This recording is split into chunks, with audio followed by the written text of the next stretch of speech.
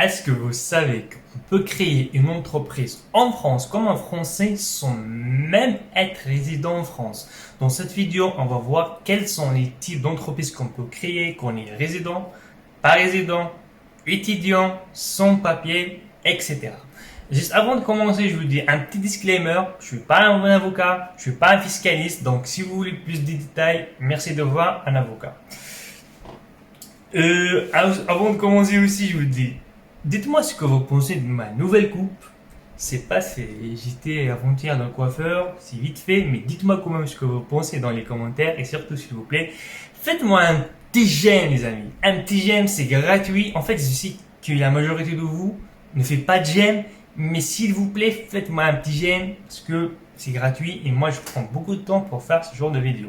Donc, laisse j'aime sur mon écran comme d'habitude. Donc, dans cette vidéo, on va voir est-ce qu'on va créer une LTD, LLC, auto-entrepreneur pour comment dirais-je, avoir une entreprise française. Let's go.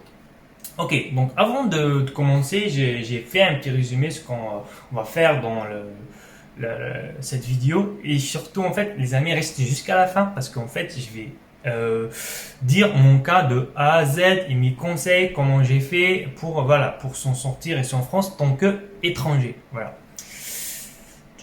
Juste un petit instant. Et voilà. Donc, ce qu'on va faire, ce qu'on va voir dans cette vidéo, on va voir comment créer une entreprise pour les résidents en France, ok. Aussi il y a beaucoup d'étudiants étrangers en France qui veut lancer leur business, soit en ligne, soit sur Amazon, etc., sur YouTube, etc. Ils ne savaient pas comment créer une entreprise, parce que quand même, en France, il y a des difficultés pour créer tout ça. Et aussi, on va voir dans le troisième point comment créer une entreprise pour non-résidents et en France, voilà, comme c'est pas quelqu'un qui veut créer une entreprise française, mais il habite, c'est pas au Maroc ou bien en Bénin, voilà, on peut créer les amis ça. Et aussi quel type d'entreprise choisir. Et aussi, je vais dire à la fin mon cas et mes conseils. Ok. Donc, au premier temps, en fait, on va voir pour comment créer une entreprise pour les résidents, ok. Les résidents, pas étudiants, ok. Les étudiants, je vais le faire dans un cas pareil. Supposons que vous êtes résident en France, ok. Vous avez votre carte séjour, ok. C'est un must. Et vous voulez créer, comment dirais-je, une entreprise, soit pour faire du drop, commerce, n'importe. Donc en gros, en fait, vous pouvez créer un auto-entrepreneur. Ok, je vais revenir après, parce que voilà la différence. Ok. Et pour cela, en fait, soit entrepreneur ou bien une société, pour cela, en fait, vous devez avoir une carte de séjour. Ok. Ça, c'est un must. Si vous êtes résident, vous voulez créer une entreprise française, vous devez avoir une carte de séjour. Ok. Après, c'est pas n'importe quel type de carte de séjour. Soit vous avez un vie de famille, comme je précise ici, ou bien entrepreneur libéral, ok, ou bien aussi genre un passeport talent, ok. Je vais pas aller dans les détails, mais en gros c'est ça. Voilà, voilà. Sinon après, bon bref, si vous avez une carte de séjour comme ça, de ce type, pardon, vous pouvez créer un entrepreneur ou bien créer une société. Donc ça, en fait, la source legal place, ok. Ça, si vous êtes, je dis bien, si vous êtes un étranger qui réside en France, ok. Le deuxième cas, en fait, c'est les étudiants étrangers. En fait, il y a beaucoup d'étudiants étrangers en France qui veulent se lancer, soit dans la création, c'est pas les business en ligne, soit d'autres business, etc. En fait, malheureusement, en fait, les étudiants étrangers ne peuvent pas, avec le statut étudiant, ne peuvent pas créer une entreprise, sauf les Algériens. Ok. Ils sont gâtés, je suis algérien, donc ça va. Ok. Donc, on peut pas. Ok. En fait, ici, juste en fait, avant, c'était cet article-là sur la source, c'est Legal Place, ok. Après, en fait, sur le site officiel d'entrepreneur, ok, voilà ce qu'il dit. Un étudiant en sortissant d'un pays en dehors de l'Union Européenne, peut-il, voilà, en fait, s'il est possible en France de créer un cela n'est pas possible pour les étudiants étrangers. Donc, si vous êtes un étudiant étranger en dehors d'Algérie, si vous êtes par exemple un Marocain, etc., avec les statuts étudiants, vous ne pouvez pas. Même si vous pouvez, c'est illégal. Ok. Donc, sauf en fait pour les étudiants algériens, voilà, ils pouvant créer leur, comment dirais-je, leur statut entrepreneur ou bien avoir une société. Voilà, même avec passeport, ils peuvent. Voilà.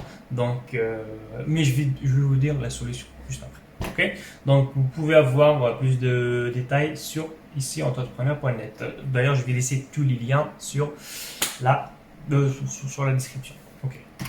Donc, supposons que étudiant non algérien, ok? Donc, si vous êtes étudiant algérien, donc c'est facile, vous allez créer un entrepreneur, ok? Ou bien une société. D'ailleurs, je recommande de commencer avec auto-entrepreneur, pardon, excusez-moi. Et après, vous allez commencer, vous allez pour une société. Donc, si vous n'êtes pas ça, si vous êtes, supposons, un étudiant du Mali, ok? Étudiant Mali qui veut lancer son business, dropshipping, etc. Ok?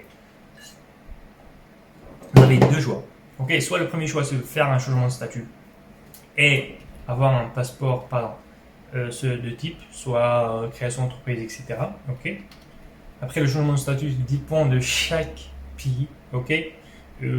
Dépend de beaucoup de choses, donc je ne vais pas aller comme en détail. La deuxième chose, en fait, c'est de créer une entreprise étrangère. Ok. Je vais expliquer ça. En fait, vous pouvez créer soit une LLTD, une LLP, LLC. En fait, ces entreprises étrangères, en fait, comme un LLC par exemple, c'est une entreprise aux US, vous pouvez créer ça pour faire du dropshipping, etc. En fait, c'est 100% légal, ok? Juste, il faut déclarer vos revenus en France, ok? Ça, c'est. Après, il faut voir un comptable, etc. Ça, je connais pas trop parce que c'est quand même, c'est un peu compliqué, mais voilà, c'est possible. Supposons que vous êtes étudiant malien, vous voulez lancer votre business en ligne, vous pouvez pas créer c'est pas une entreprise en France, vous pouvez pas faire mon statut. Sincèrement, LTD, LPP, c'est très facile. D'ailleurs, je connais quelques-uns, je connais un Marocain qui a fait ça, qui a cartonne, il paye ses impôts, etc. D'ailleurs, si vous voulez créer une LLC, je vous laisse juste le lien s'afficher en haut de cette page pour créer votre LLC tranquillement. Donc ça, c'est l'autre cas. En fait, on va faire, même en fait, c'est la même chose.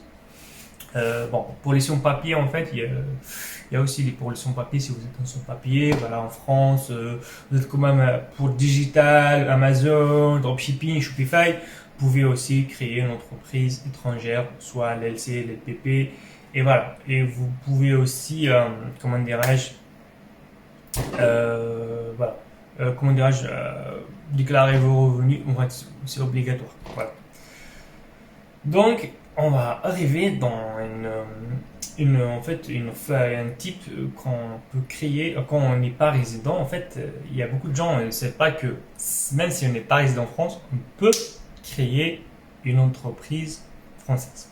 En fait, il y a une contradiction, pardon. Si vous êtes résident, étudiant, vous ne pouvez pas. Par contre, si vous n'êtes pas résident, si vous pouvez créer. Donc, il y a quand même un petit décalage, mais bon.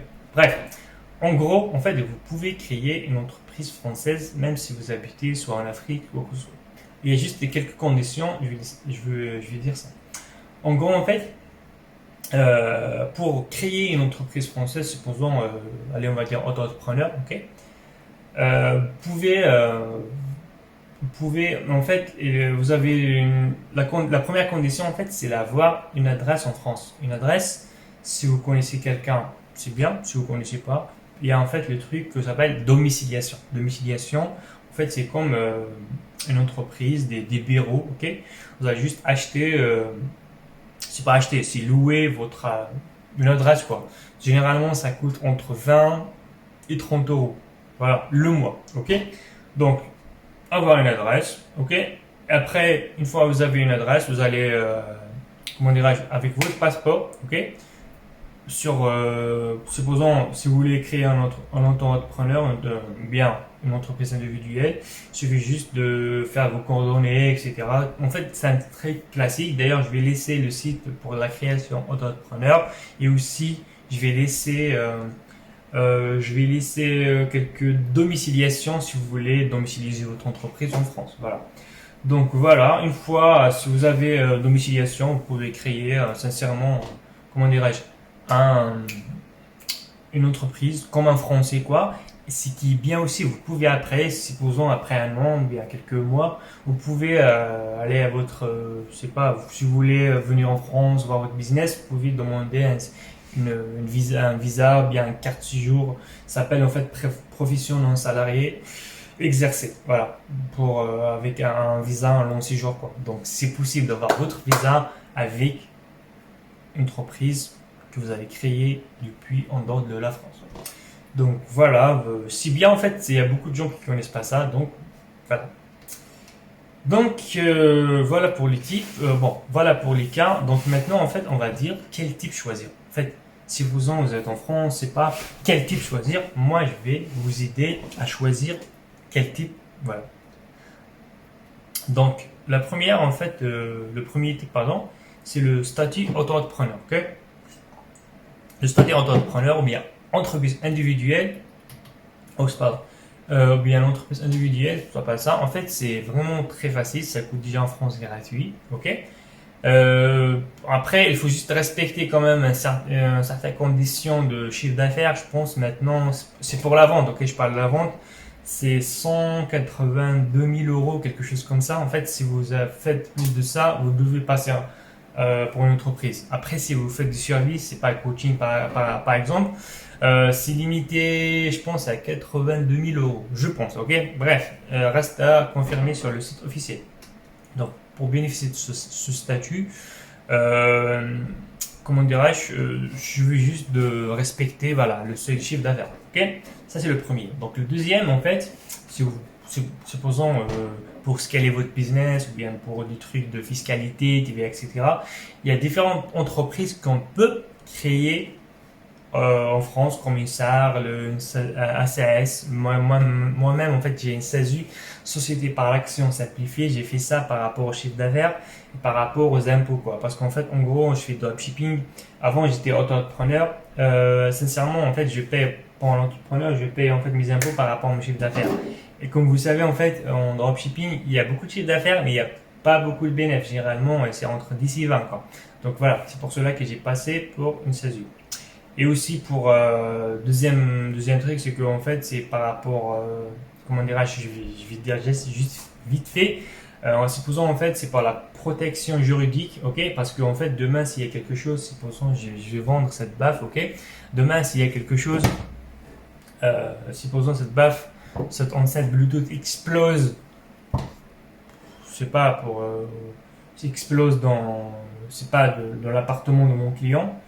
En fait, mon client, si je suis entrepreneur, mon client va m'attaquer moi-même. Par contre, si je suis en société, là, le client va attaquer la société. Et moi, je risque pas grand-chose. C'est ma société qui risque. Ok. Il y a une différence comment à faire gaffe. Ok. Le troisième type d'entreprise à choisir, c'est l'entreprise étrangère, soit LLC, LTD, LLP. Bah, etc. Il y en a beaucoup quand même, mais j'ai cité les. Généralement, en fait, il y a LLC, LTD quoi.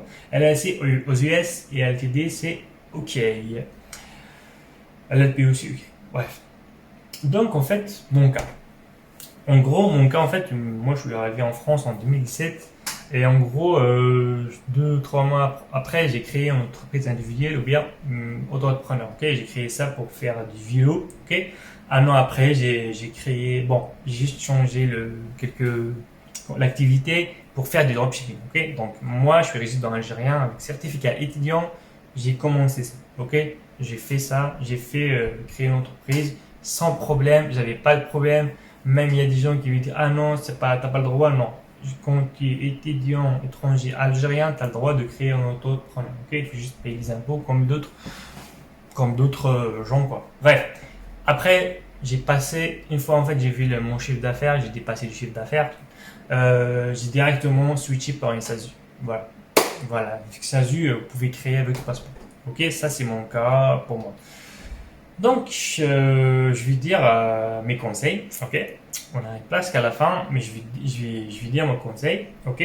En fait, avant juste de finir, s'il vous plaît, faites-moi un petit j'aime, abonnez-vous.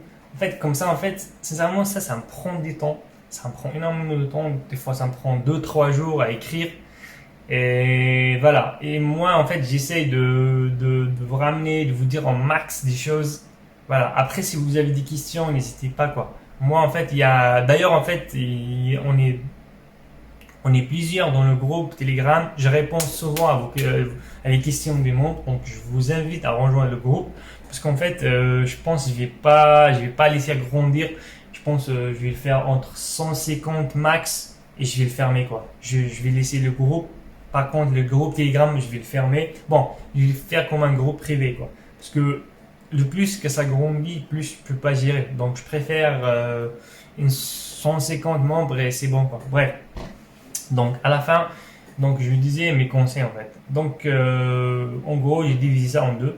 Donc, si vous êtes non-résident français, c'est pour ça que vous habitez au Mali, Bénin, c'est pas Afrique, quoi que ce soit, je vous conseille fortement de créer une LLC. Pourquoi? En fait, une LLC, ça coûte pas cher. Bon, c'est entre 400 et 500 dollars. D'ailleurs, je laisse aussi le lien si vous voulez créer une. C'est plus accessible, vous avez plus de choix côté banque, etc. Ok? Et aussi côté fiscalité. En fait, si vous avez une entreprise française, sincèrement, ça va vous bouffer le cul. Ok? Et sincèrement, c'est comment dirais-je, ça paye. En fait, côté impôt, si vous avez une entreprise française, côté impôt, c'est voilà. C'est vrai que si vous avez une entreprise française, vous pouvez avoir peut-être si vous voulez faire votre visa, si vous voulez peut-être investir dans l'immobilier, etc. C'est vrai, c'est bien. Après, en fait, à vous de voir c'est quoi vos objectifs. Si vous, c'est juste pour faire du drop, je vous déconseille.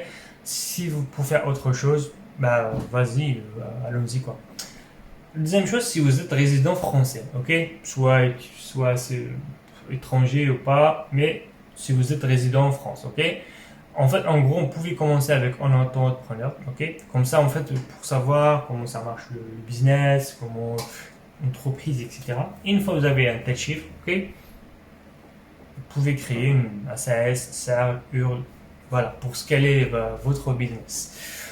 Donc voilà, j'ai répondu à la question pour surtout les résidents français, non français, etc. Donc si la vidéo vous plaise, faites-moi un petit j'aime. Si vous avez des questions, bombardez-moi. Généralement, je réponds à toutes les questions.